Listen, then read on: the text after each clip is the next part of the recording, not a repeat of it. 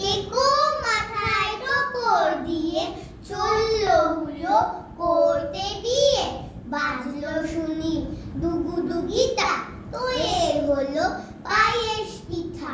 মেয়ের বাড়ি দেখলো গিয়ে, এগোয় না কেউ বরণ নিয়ে। ভাবলো হুলো হলো কিয়ে, কোথায় কোণে কোথায় বিয়ে।